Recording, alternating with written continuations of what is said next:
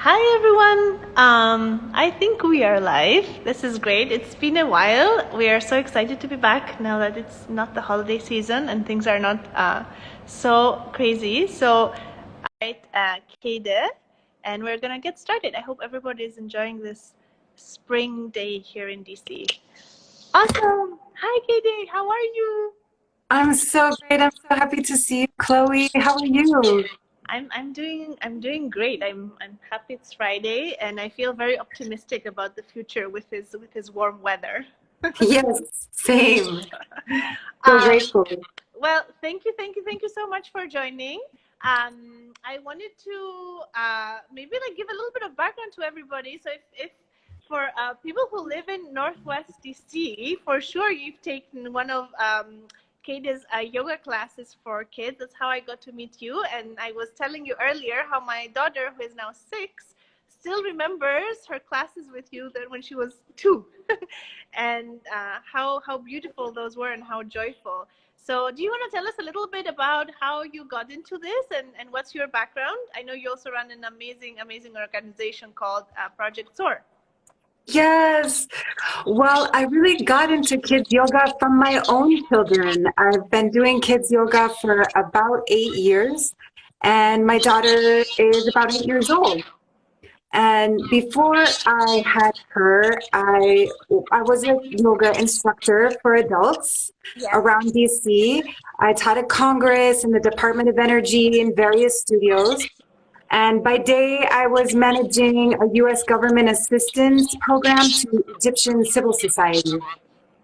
Once I had my baby, I didn't want to leave her for the travel required or the long hours. So I left corporate and worked on my own from home and helped start up a girls empowerment organization with my friend and longtime colleague, Marianne Montague.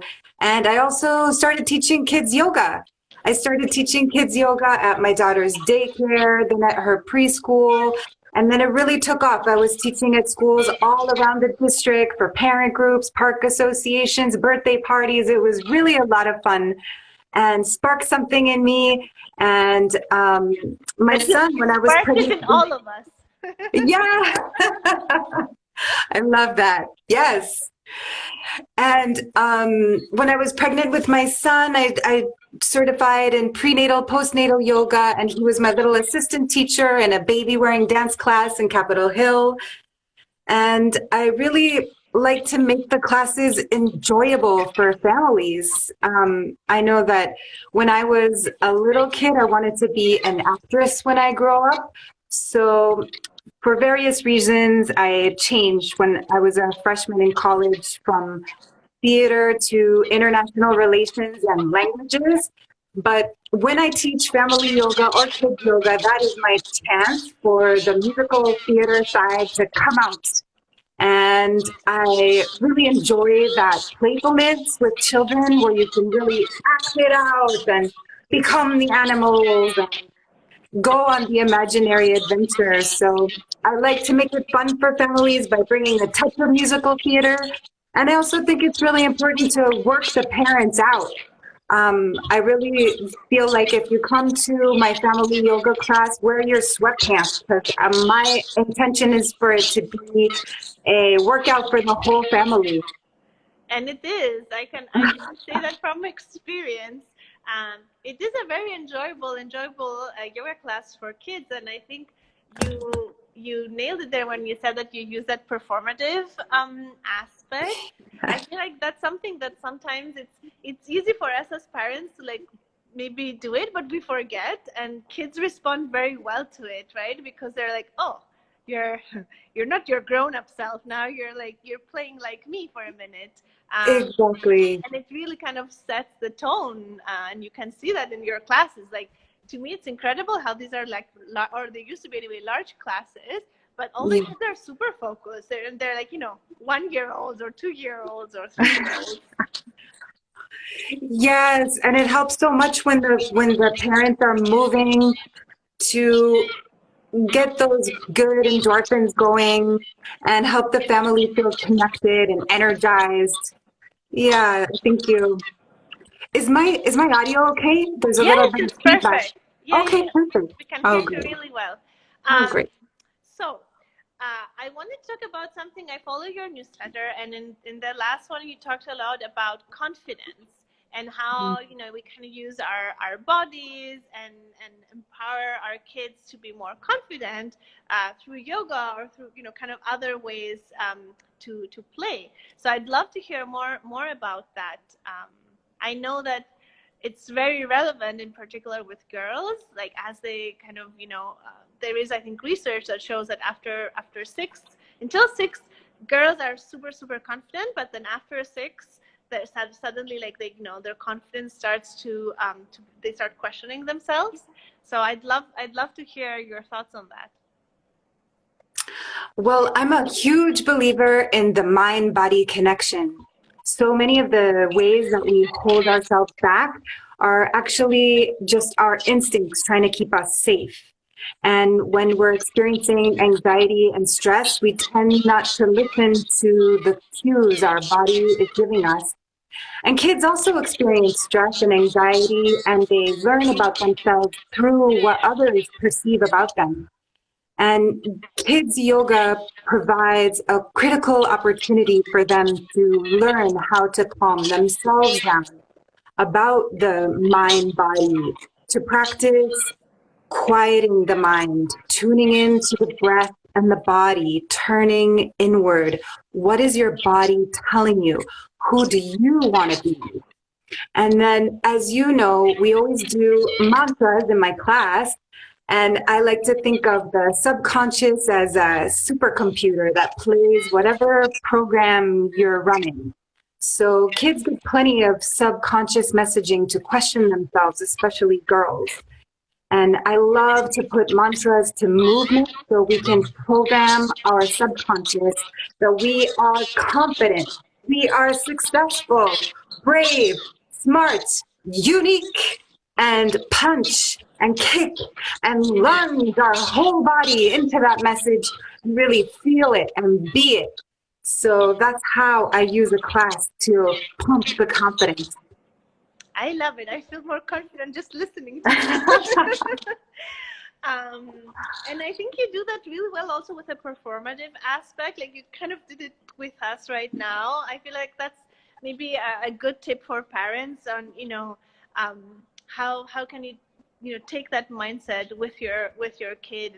And what do you think are like the best, because I feel like sometimes, life goes on and you are in it as a parent, and there are like chores to be done and kids to be washed, and the next day is coming and kids are in their own headspace.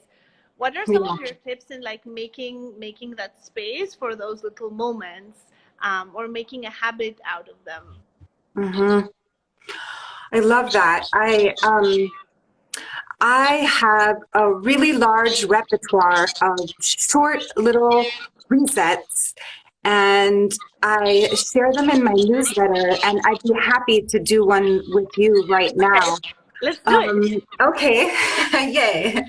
So we call this one, with the kids, we call it the washing machine breath. And it's actually a Kundalini twisted breath that is fantastic for grown-ups too. So I'll demonstrate it, explain it a little, and then we can do it together. Sound good? Great, go for it.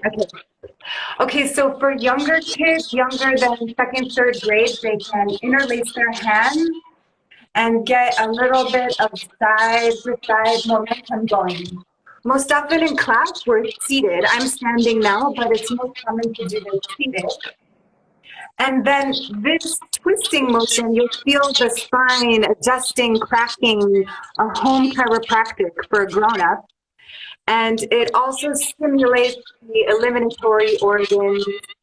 And we add the breath. So the traditional Kundalini Kriya breath is through the nose.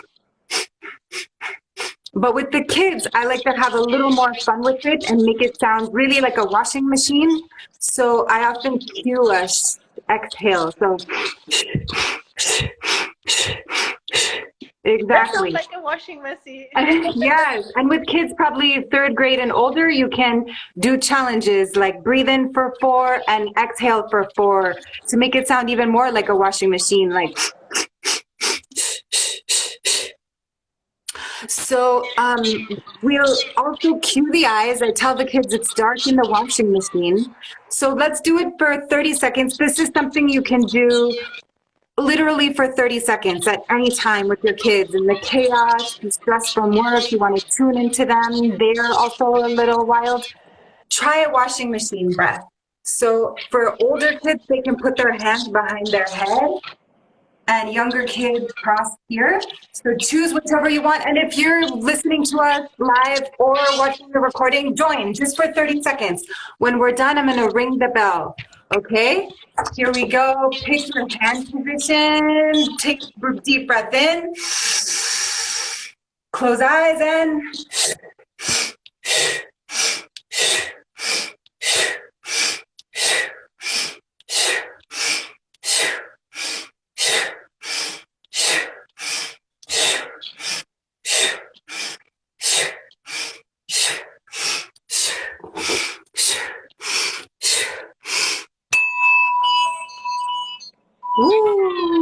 That was fun. I feel I did all. If only my laundry was so enjoyable. Usually you can feel a physiological reset from that simple 30-second technique. So I offer that to any parents. To most time it can be really fun to do with your kids and you both feel better. Yeah, it's lovely. I love that. I wonder, like, we have like Valentine's Day coming up on Monday, so it's all about love or chocolates or, commercial stuff. But I do think that, talking about love or self-love for children is really important. And I'd love to hear, some of the techniques that you use sometimes to, especially as you work, in your field, to empower kids to, love themselves. Yes, well, I think we do the mantras, so we're always moving our body and saying something really positive about ourselves. And then there's a relaxation period at the end where we go to a very calm, quiet place within, and we envelop ourselves with things that comfort us and send ourselves loving, caring warmth. So that becomes a little bit of the practice at the end of every session to connect the child with themselves. I love that. It reminds me of, when you do yoga as an adult, like the last part of yoga is always kind of, calming down and connecting. And so it's almost like doing all that mantra work, but like inside your brain, right? Yes, exactly. Silent inner work. Okay, I'm going to ask you about something else that we just talked about before we went on to the live.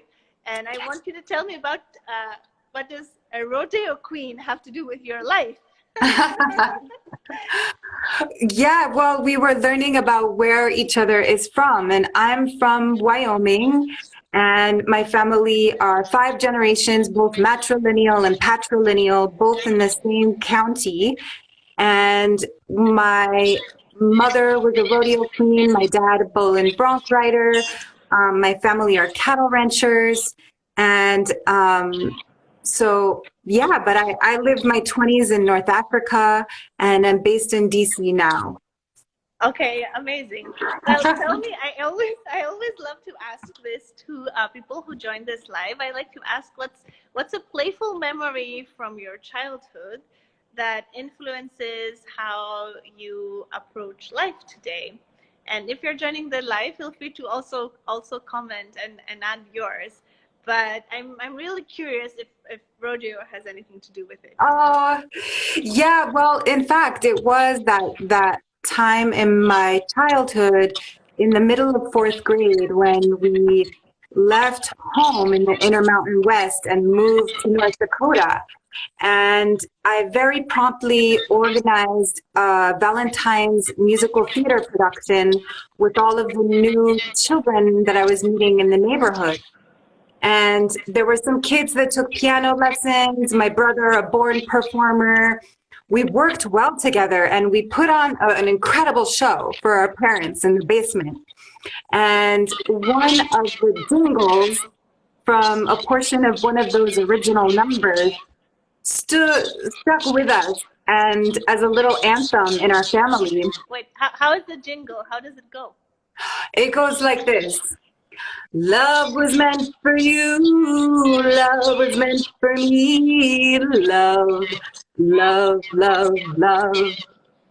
I love And it. we sang that to each other every once in a while from that show. So that was a very happy Valentine's memory from my childhood. It's so funny to see how we remember all these things, right? 50 years later. Okay, so we're going to close on the topic of love. I kind of want to talk about some quick strategies for finding more peace at this like crazy time for parents, right? So I know you teach yoga to kids, but you really do teach family yoga, and I think parents are a key part of how you approach everything. So I'd love your wise thoughts as we head into the weekend.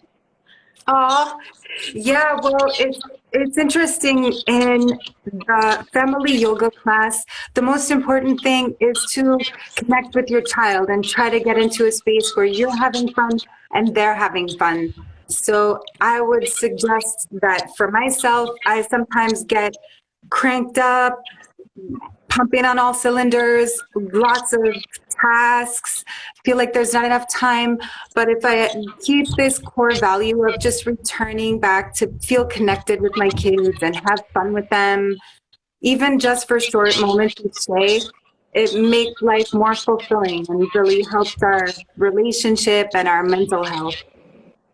I love that. I remind that myself too sometimes, like I think as a parent, you're like in the should mindset a lot, like we should do this, we should do this. But sometimes I try myself to remind like, okay, let me think like what I would do as a 3-year-old right now if I was, playing with my 3-year-old, like, Yes. and it's always like something that's much more fun and at the end kind of breaks maybe some of, the challenge or the tension in the moment. Exactly. And to stop correcting, directing, and to let them lead. So that's something that we can practice every day for at least short periods. Yeah, good reminder. Thank you so much. When is your next class? Do you know? Well, I've been teaching outdoors during the pandemic, and it's been quite cold. So I think as the weather starts getting warmer, we'll organize some outdoor events in the park. Amazing. And what's the best way for people to find that? I have a website, kaydeedolan.com. Okay, I'll put it in the comments as well. Thank you so much, Kaydee. Have a wonderful weekend, everybody. Chloe, I love talking to you. I love what you do. Your amazing gifts and playful mind with children and that super cool toy that you've invented. Thank you so much. What a contribution you're making. What good energy you have. Thank you. Likewise. Thank you, everybody. Have a good weekend. Happy Valentine's. Happy Valentine's Day.